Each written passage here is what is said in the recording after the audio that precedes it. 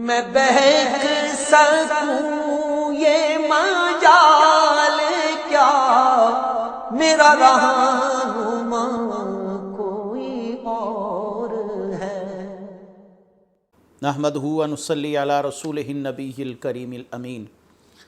اما بعد فاعوذ باللہ السمیع العلیم من الشیطان الرجیم، بسم اللہ الرحمن الرحیم۔ قال اللہ تبارک و تعالی فی القرآن الحکیم، ان اللہ و ملائکتہ یصلون علی النبی یا ایھا الذین آمنوا صلوا علیہ وسلموا تسلیما۔ الصلاۃ والسلام علیک یا رسول اللہ وعلی آلک و اصحابک یا نبی اللہ۔ اللہ تعالیٰ کی حمد و ثنا حضور نبی مکرم جان عالم حضرت محمد مصطفیٰ صلی اللہ علیہ وسلم اور آپ کے جمیع آل و اصحاب کی بارگاہ ناز میں درود و سلام کے نذرانوں کے بعد، انتہائی عزت اور احترام کے لائق سامعین ذی قدر، میرے دینی اور یقینی دوستو، بزرگ اور بھائیو، تفسیر اعجاز القرآن کے اگلے درس کے ساتھ حاضر ہیں،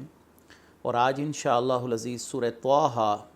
جو کہ 16ویں پارے میں موجود ہے اس کی ابتدا کرنے جا رہے ہیں۔ حسب سابق اور حسب معمول انشاءاللہ العزیز سورہ طٰہٰ کے حوالے سے ہم کچھ گفتگو کریں گے، اس کا تعارف کروایا جائے گا، اور اس کے بعد انشاءاللہ العزیز اس کے پہلے رکوع کی تفسیر بیان کی جائے گی۔ سورہ طٰہٰ کا جو پہلا رکوع ہے یہ اصل میں 16ویں پارے کا مجموعی لحاظ سے 10واں رکوع بھی ہوگا، لہٰذا آج آپ 16ویں پارے کے 10ویں رکوع کی تفسیر سماعت کریں گے، اور یہ سورہ طٰہٰ کا پہلا رکوع ہوگا، کیونکہ ہم نے گزشتہ درس میں الحمدللہ سورہ مریم کو پایہ تکمیل تک پہنچایا تفسیری لحاظ سے، اور آج سورہ طٰہٰ کی ابتدا کرنے جا رہے ہیں۔ سورہ طٰہٰ کا تعارف یہ ہے کہ یہ مکہ مکرمہ میں نازل ہوئی، اور اس سورت کے اندر 8 رکوع ہیں اور 135 آیات ہیں، اور سورہ طٰہٰ اس کا نام سورہ طٰہٰ کیوں رکھا گیا؟ کیونکہ اس کی ابتدا ہی طٰہٰ سے ہوئی، اور یہ نبی کریم صلی اللہ علیہ وسلم کے ناموں میں سے ایک نام ہے جو کہ مفسرین کی ایک بڑی جماعت کا قول ہے۔ تو اس ندا کی نسبت سے اس کو سورہ طٰہٰ کہا جاتا ہے۔ سورہ طٰہٰ کے فضائل یہ ہیں کہ سیدنا معقل بن یسار رضی اللہ تعالیٰ عنہ فرماتے ہیں کہ رسول اللہ صلی اللہ علیہ وآلہ وسلم نے ارشاد فرمایا، مجھے سورہ بقرہ ذکر سے عطا کی گئی، سورہ طٰہٰ، سورہ طور اور سورہ طور حضرت موسیٰ علیہ السلام کی تختیوں سے عطا کی گئی ہیں، سورہ فاتحہ اور سورہ بقرہ کی آخری آیات عرش کے نیچے موجود خزانوں سے عطا کی گئی ہیں، اور مفصل صورتیں اضافی دی گئی ہیں۔ یہ حدیث معجم الکبیر کے اندر امام طبرانی رحمۃ اللہ علیہ نے نقل فرمائی۔ اس کے ساتھ ساتھ دوسری حدیث جس کو امام بہقی رحمۃ اللہ علیہ نے شعب الایمان کے اندر نقل فرمایا، وہ کیا ہے؟ حضرت ابو ہریرہ فرماتے ہیں کہ رسول اللہ صلی اللہ علیہ وسلم نے ارشاد فرمایا کہ اللہ تعالیٰ نے سورہ طٰہٰ اور سورہ یاسین حضرت آدم علیہ السلام کی تخلیق سے 1000 سال پہلے جب اس کو اللہ تبارک و تعالیٰ نے فرشتوں کے سامنے بیان کیا تو فرشتوں نے سن کر کہا کہ اس امت کو مبارک ہو جس پر یہ کلام نازل کیا جائے گا، اور ان کے سینوں کو مبارک ہو جن میں یہ کلام محفوظ ہوگا، ان زبانوں کو مبارک ہو جو یہ کلام پڑھیں گی۔ اور سورہ طٰہٰ کے مضامین کی طرف آتے ہیں۔ بنیادی طور پر تو سورہ طٰہٰ کا جو پہلا حصہ ہے، مختصر سا حصہ، وہ رسول اللہ صلی اللہ علیہ وآلہ وسلم کی امت کے لیے محبت پر مبنی ہے کہ قرآن کریم آپ پر اس لیے نازل نہیں کیا گیا کہ آپ خود کو مشقت میں ڈالیں، یعنی آپ ان لوگوں کو دعوت دیتے ہیں لیکن وہ دعوت قبول نہیں کرتے، تو یہ بات آپ کو گراں گزرتی ہے۔ دوسرا یہ ہے کہ آپ صلی اللہ علیہ وسلم کو مشقت میں پڑھنا اس معنی سے بھی ہے کہ آپ صلی اللہ علیہ وسلم قرآن کی تلاوت جو ہے وہ کثرت کے ساتھ کرتے، نماز کے اندر آپ کی نماز بڑی طویل ہوتی، آپ کے قدمین مبارک سوج جاتے، تو اللہ تعالیٰ نے فرمایا محبوب ہم نے قرآن آپ پر اس لیے نازل نہیں کیا کہ آپ خود کو مشقت میں ڈالیں۔ یہاں پر مشقت پہ ڈالنے سے مراد نماز کی طوالت کی طرف اشارہ ہے۔ دونوں تفاسیر اپنی جگہ پر صحیح ہیں، کیونکہ دونوں باتیں ہی قرآن مجید کی آیات بینات سے ثابت ہیں۔ قرآن کریم فرقان حمید سے رسول اللہ صلی اللہ علیہ وسلم کی محبت کا بیان ہے۔ اس کے بعد حضرت موسیٰ علیہ السلام کا پورا واقعہ تفصیل کے ساتھ بیان کیا گیا۔ آپ کو بچپن میں والدہ نے صندوق میں ڈال کر بہا دیا، حضرت ہارون علیہ السلام کے ساتھ پھر آپ کا فرعون کے دربار میں واپس لوٹنا، اور فرعون کے دربار میں جادوگروں کا ایمان لانا، اور اس کے بعد بنی اسرائیل کو لے کر دریا کے پار نکل جانا، اور اس وقت آپ کے معجزات کا ظہور، اور اس کے بعد قیامت کی ہولناکیوں کا بیان بھی ہے۔ اور سورہ طٰہٰ میں ایک مرتبہ پھر حضرت آدم علیہ السلام اور ابلیس کے واقعے کو بیان کیا گیا۔ نبی کریم صلی اللہ علیہ وسلم کو کفار کی اذیتوں پر صبر کرنے اور اللہ کی عبادت پر قائم رہنے اور گھر والوں کو نماز کا حکم دینے کی تلقین بھی فرمائی گئی، اور جو لوگ فرمائشی معجزات کو طلب کرتے ہیں ان لوگوں کا رد کیا گیا کہ فرمائشی معجزات نہ دکھلانے میں حکمتیں کیا ہیں۔ اس میں ان لوگوں کی ہی فلاح و بہبود ہے کہ اگر فرمائشی معجزات دکھا دیے گئے اور اس کے بعد وہ ایمان نہ لائے تو انہیں اللہ کے عذاب سے کوئی نہیں بچا سکے گا۔ یہ ہے اس کا خلاصہ۔ اب آتے ہیں پہلی آیت کی طرف۔ اللہ تبارک و تعالیٰ ارشاد فرماتے ہیں طٰہٰ ما انزلنا علیک القرآن لتشقی الا تذکرۃ لمن یخشی۔ طٰہٰ اے حبیب، ہم نے تم پر یہ قرآن اس لیے نازل نہیں فرمایا کہ آپ مشقت میں پڑ جاؤ، مگر اس کے لیے نصیحت ہے جو ڈرتا ہے۔ طٰہٰ حروف مقطعات سے ہے، اس کا معنی جو ہے وہ یقینی طور پر متعین نہیں کیا جا سکتا، لیکن مفسرین کی ایک بڑی تعداد کا خیال یہ ہے اس سے مراد رسول اللہ صلی اللہ علیہ وسلم کا اسم مبارک ہے۔ طٰہٰ رسول اللہ صلی اللہ علیہ وسلم کا نام ہے۔ یہاں پر میں ایک بات ضرور کرتا چلوں،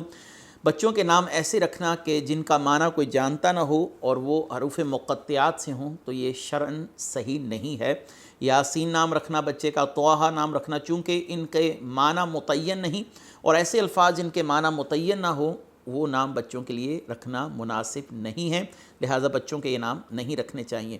رسول اللہ صلی اللہ علیہ وسلم کا یہ اسم مبارک ہے، حقیقی مراد اللہ اور اس کا رسول جانتے ہیں، کیونکہ وہ تو جانتے ہیں، اس لیے آقا کریم صلی اللہ علیہ وآلہ وسلم کے علم پر اعتراض اس حوالے سے نہیں کیا جا سکتا، کیونکہ آپ صاحب قرآن ہیں۔ اللہ نے فرمایا ما انزلنا علیک القرآن لتشقی، ہم نے یہ قرآن آپ پر اس لیے نازل نہیں کیا کہ آپ مشقت میں پڑ جائیں۔ تو یہاں پر میں نے آپ کو پہلے بھی دو وجوہات بیان کی شان نزول کیا ہے، کہ آپ ساری رات قیام فرماتے، آپ کا قیام فرمانا، آپ کا عبادت میں انتہائی جد و جہد کرنا، عبادت میں محنت شاقہ فرمانا، پوری رات قیام کرنا، آپ کے قدمین مبارکہ سوج جانا، تو یہ اس طرف اشارہ ہے کہ آپ اپنی جان کو کچھ آرام دیا کیجئے۔ دیکھیں ہمیں ذکر زیادہ کرنے کا حکم ہے، اور اپنے محبوب سے فرمایا جا رہا ہے قم اللیل الا قلیلا، آپ رات کو کھڑے ہوئیے لیکن تھوڑا، جیسے سورہ مزمل میں نے آپ کے سامنے پڑھی۔ اور دوسرا یہ ہے کہ قول یہ بھی ہے کہ لوگوں کے کفر اور ان کے ایمان سے محروم رہنے پر آپ افسوس نہ کیجئے، اور آپ صلی اللہ علیہ وسلم کے قلب اقدس پر جو رنج و ملال کی کیفیت گزرتی تھی کہ لوگ آپ کی دعوت کو قبول نہیں کر رہے اور خود کو جہنم کا ایندھن بنا رہے ہیں، تو یہ آپ کی رحمت للعالمین تھی کہ آپ صلی اللہ علیہ وسلم اس معاملے کو پسند نہ فرماتے کہ یہ لوگ جہنم میں جائیں۔ آپ صلی اللہ علیہ وسلم تو حریص علیکم بالمؤمنین رؤوف الرحیم کی شان والے ہیں، آپ نے تو چاہا ہے کہ ہر شخص ہی اللہ کا اطاعت گزار بندہ بن جائے، ایمان قبول کر لے، تو آپ کو تسلی دی گئی، قرآن آپ پر نازل کیا گیا، آپ کا کام پہنچا دینا تھا۔ اب آپ صلی اللہ علیہ وسلم خود کو اس مشقت پہ مت ڈالیے، خود کو اپنے آپ کو پریشانی میں مبتلا مت کیجیے۔ آگے فرمایا الا تذکرۃ، مگر یہ نصیحت ہے کس کے لیے؟ جو اللہ سے ڈرنے والا ہے۔ تو معلوم ہوا کہ جو اللہ سے ڈرنے والا ہے وہی قرآن سے نصیحت اور فائدہ اٹھانے والا ہے، قرآن اسی کے دل پر اثر کرتا ہے۔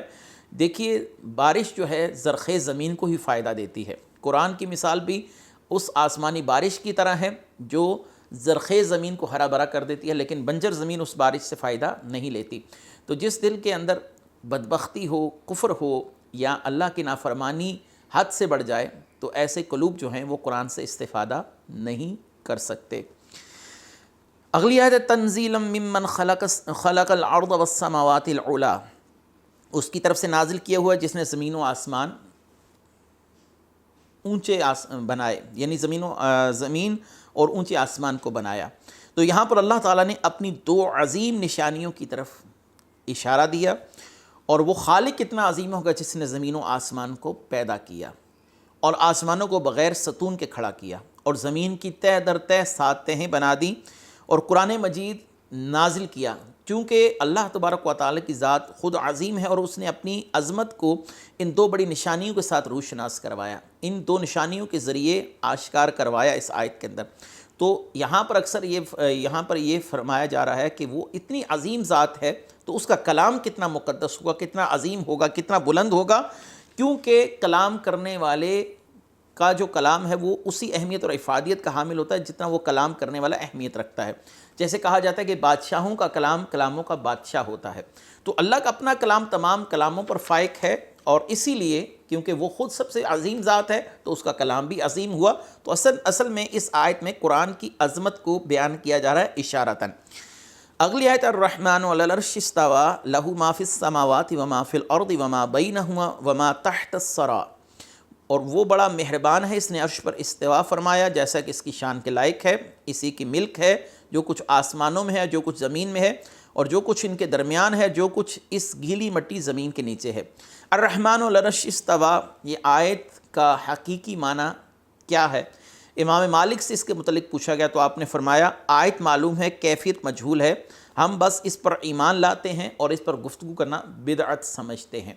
ویسے تو اس آیت کے حوالے سے ہم نے کچھ مختصراً بیان جو ہے سورہ الاعراف کی تفسیر آیت نمبر 54 میں بیان کر دیا ہے۔ تو یہاں پر فرمایا گیا الرحمن علی العرش استوى لہ ما فی السماوات وما فی الارض وما بینہما وما تحت الثری، جو کچھ زمین اور آسمان کے درمیان میں ہے اور جو کچھ اس گیلی مٹی کے نیچے ہے۔ تو اللہ تبارک و تعالیٰ نے یہاں پر زمین و آسمان کے درمیان جو کچھ اس گیلی مٹی یعنی زمین کے نیچے سب کا مالک وہی ہے، اس کی تدبیر فرمانے والا وہی ہے، جیسے چاہے وہ تصرف فرماتا ہے، وہی مالک حقیقی ہے، وہی تمام امور کی تفصیلات کو جاننے والا ہے، وہی تمام معاملات کو سنبھالے ہوئے ہے، حقیقی کارساز وہی ہے۔ وَإِن تَجْهَرْ بِالْقَوْلِ فَإِنَّهُ يَعْلَمُ السِّرَّ وَأَخْفَى، اگر تم بلند آواز سے بولو تو بے شک وہ آہستہ آواز کو جانتا ہے اور اسے بھی جو اس سے زیادہ پوشیدہ ہے۔ تو بے شک وہ آہستہ آواز کو جانتا ہے اور اسے بھی جو اس سے زیادہ پوشیدہ ہے۔ اس آیت کے دو الفاظ السرّ اور اخفا کے بارے میں مفسرین کے مختلف اقوال ہیں۔ جیسے ایک قول یہ ہے کہ سر وہ ہے جسے آدمی چھپاتا ہے، اس سے زیادہ پوشیدہ وہ ہے جسے انسان کرنے والا ہے مگر ابھی جانتا نہیں، نہ ہی اس کے ارادے کا اس سے ابھی تک کوئی تعلق ہے، یعنی وہ مستقبل میں اس کے ہاتھوں وقوع پذیر ہوگا لیکن انسان ابھی اس بات کو نہیں جانتا۔ یعنی جو دل میں ہے وہ بھی اللہ جانتا ہے، جو مستقبل میں انسان کرنے والا ہے لیکن انسان خود نہیں جانتا وہ بھی اللہ تبارک و تعالی جانتا ہے۔ اور اس سے مراد وسواس بھی ہیں، اور بندہ جو ہے وہ اللہ تبارک و تعالی سے کوئی شے چھپا نہیں سکتا۔ اللہ تبارک و تعالی نے قرآن میں فرمایا واللہ یعلم ما تبدون وما تکتمون، اللہ جانتا ہے جو تم ظاہر کرتے ہو جو تم چھپاتے ہو۔ اور ایک مقام پر فرمایا اعملوا ما شئتم انہ بما تعملون بصیر، تم جو چاہو کرتے رہو بے شک وہ تمہارے کام دیکھ رہا ہے۔ اس آیت میں ہر بندے کو تنبیہ کی گئی ہے، خفیہ طور پر، اعلانیہ طور پر، ظاہری طور پر، باطنی طور پر گناہوں سے پرہیز کرے، کیونکہ کوئی ہمارا گناہ جانے نہ جانے تو اللہ تبارک و تعالی جانتا ہے، اور اللہ تعالیٰ تو دیکھ رہا ہے۔ جو دنیا میں کسی بھی وقت اس کی گرفت فرما سکتا ہے، اگر اس نے دنیا میں کوئی سزا نہ دی تو آخرت میں جہنم کی دردناک سزا اس کا مقدر ہوگی۔ بلند آواز سے ذکر کرنے کا مقصد بھی بیان کرتا چلوں۔ تفسیر بیضاوی میں ہے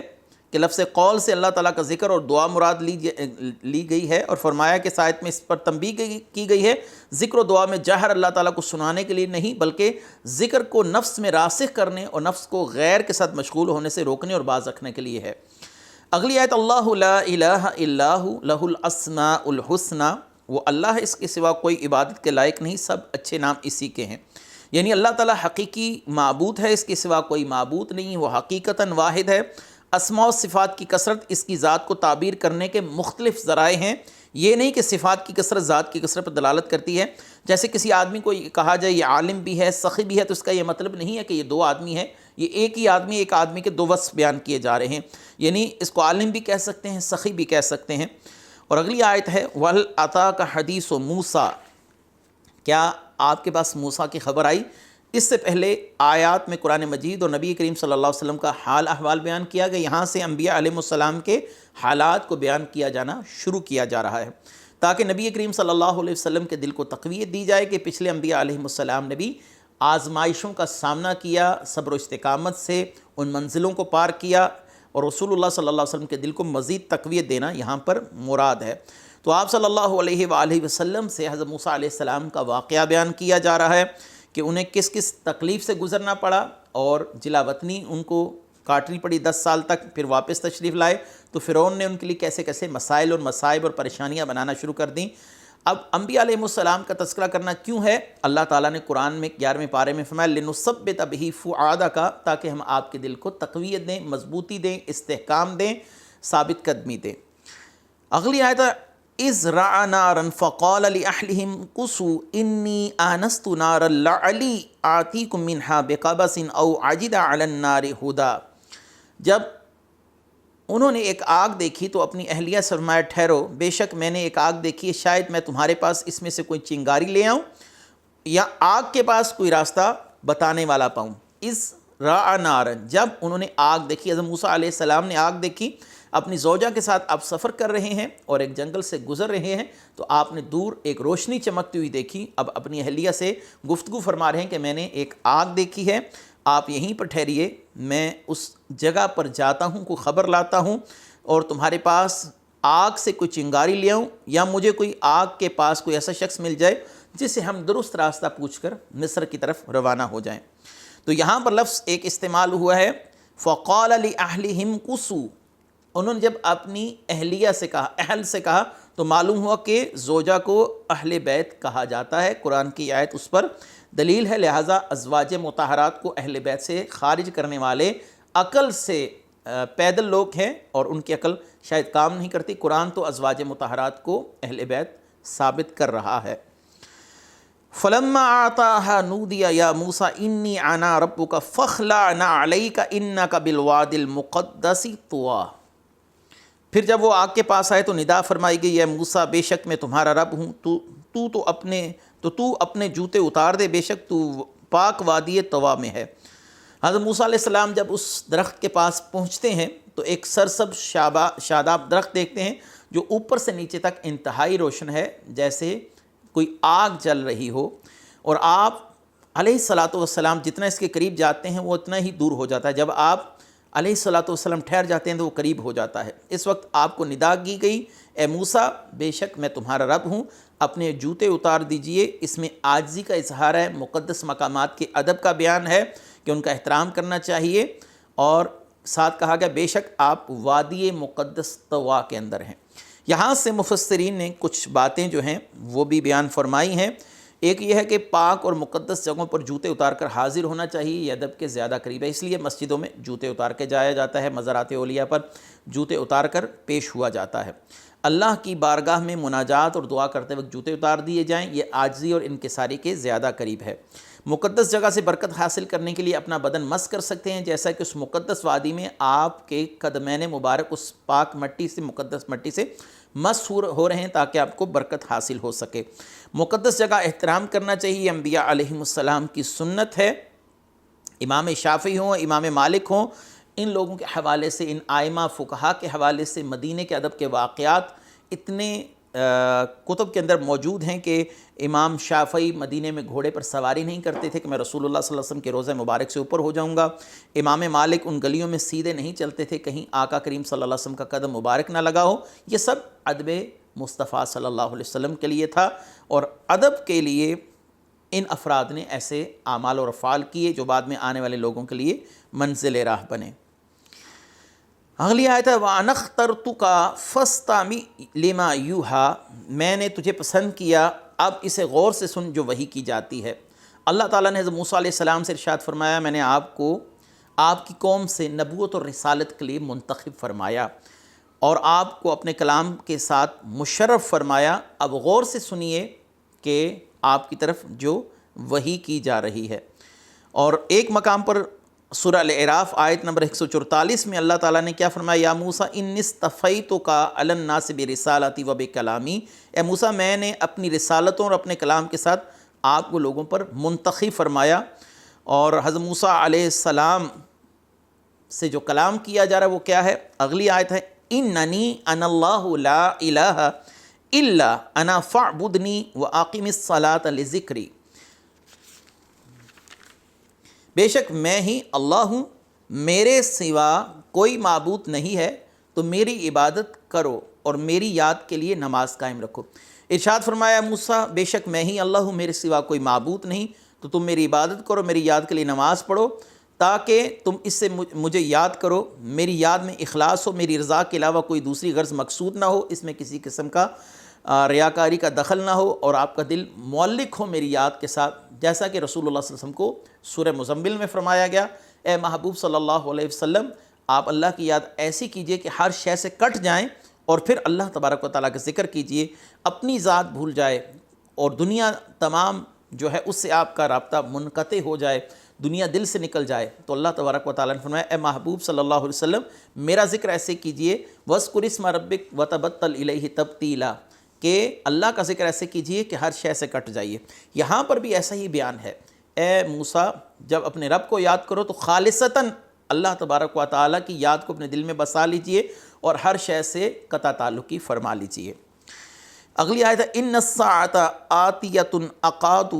اخفیھا لتجزی کل نفس بما تسعی، بے شک قیامت آنے والی ہے، قریب ہے کہ میں اسے چھپا رکھوں تاکہ ہر جان کو اس کی کوشش کا بدلہ دیا جائے۔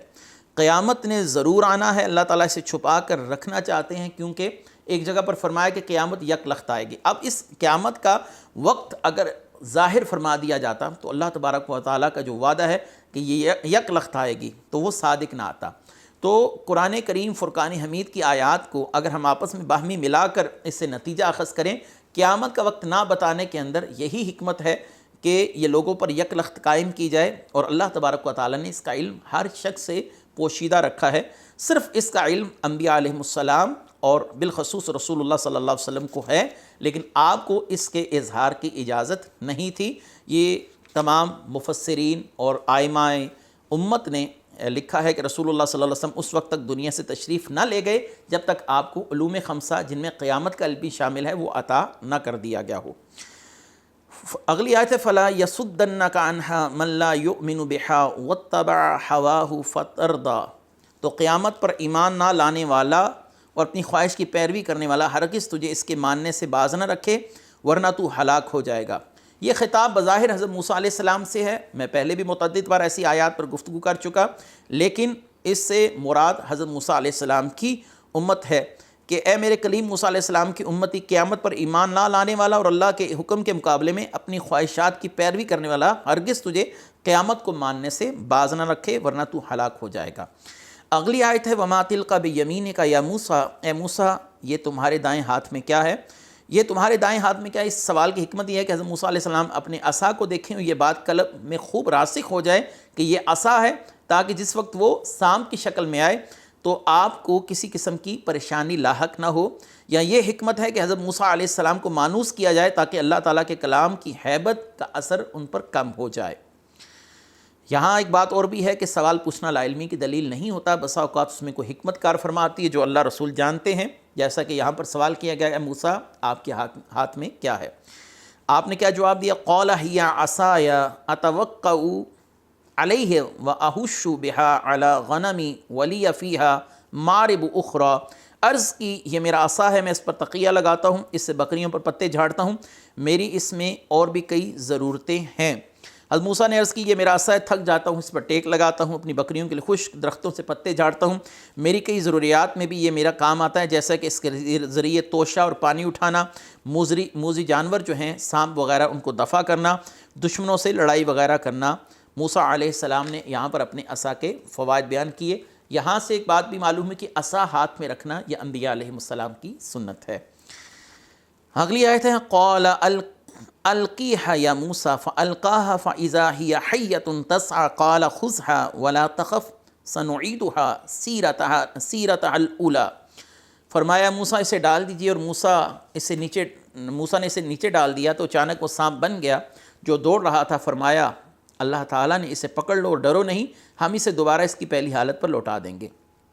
حضرت موسیٰ علیہ السلام نے جب عصا کو زمین پر ڈالا تو وہ اچانک سانپ بن کر تیزی سے بھاگنے لگا، جو اپنے حجم میں سائز میں بڑے سانپ کی مثل تھا لیکن رفتار میں ایک چھوٹے سانپ کی طرح تھا۔ تو یہ خود میں ایک بہت بڑا معجزہ تھا۔ حضرت موسیٰ علیہ السلام دیکھ کر طبعی خوف میں مبتلا ہو گئے۔ یاد رکھیے کہ اللہ کے علاوہ جب اللہ کے محبوب کسی شے سے خوف محسوس کریں تو وہ اصل میں اللہ تعالیٰ کی ہی خفیہ تدبیر کا خوف ہوتا ہے کہ اللہ تعالیٰ اس کو ہم پر مسلط نہ فرما دیں، کیونکہ اللہ تبارک و تعالیٰ کسی شے کو بھی کسی پر مسلط کرنے پر قادر ہے۔ تو انبیاء علیہ السلام کا خوف اصل میں حقیقتاً اللہ تعالیٰ سے ہی ہوتا ہے، ان اسباب سے نہیں ہوتا۔ کسی کے ذہن میں یہ سوال ہے کہ حضرت موسیٰ علیہ السلام اس سانپ سے ڈر گئے تھے، آپ اللہ تعالیٰ کی خفیہ تدبیر نہیں جانتے تھے کہ اللہ تبارک و تعالیٰ کی خفیہ تدبیر کیا ہے؟ تو آپ اس لیے خوف زدہ ہوئے، تو اصلاً یہ خوف اللہ تعالیٰ سے ہی ہوا کرتا ہے۔ تو جب آپ نے اس عصا کو اپنے ہاتھ میں لیا تو وہ دوبارہ اپنی اصل صورت میں آ گیا۔ یہ حضرت موسیٰ علیہ السلام کے بڑے معجزات میں سے معجزہ تھا۔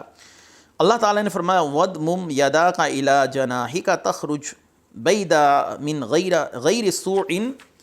آیاتًا اخرى، اور اپنے ہاتھ کو بازوؤں سے ملاؤ، بغیر کسی مرض کے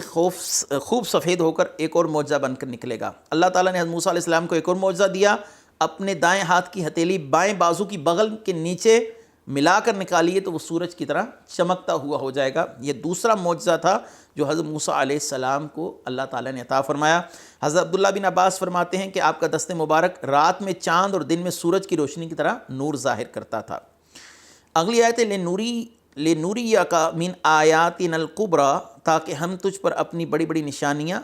دکھائیں یا ظاہر فرمائیں۔ یعنی اے موسیٰ، ہم نے آپ کو عصا، سانپ بن جانے اور ہاتھ روشن ہو جانے کے دو معجزات اس لیے عطا فرمائے تاکہ ان کے ذریعے ہم آپ کو اپنی بڑی بڑی نشانیاں دکھائیں اور آپ اس سے جا کر سرکش جو فرعون ہے اس کی سرکوبی فرمائیں۔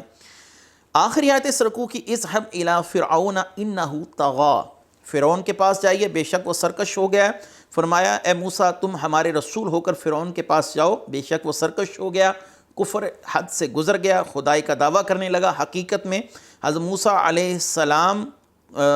کو فرعون اور اس کے تمام ماننے والوں کی طرف بھیجا گیا تھا۔ البتہ فرعون کو خاص طور پر اس لیے ذکر کیا گیا کیونکہ اس نے خدائی کا دعویٰ کیا تھا اور کفر سے حد سے گزر گیا، اور ان سب کا جو بڑا تھا، سردار تھا، وہ فرعون ہی تھا۔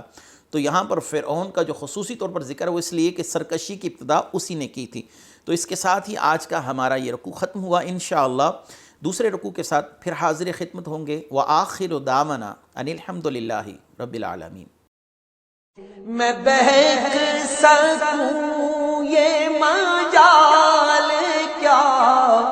میرا رہنما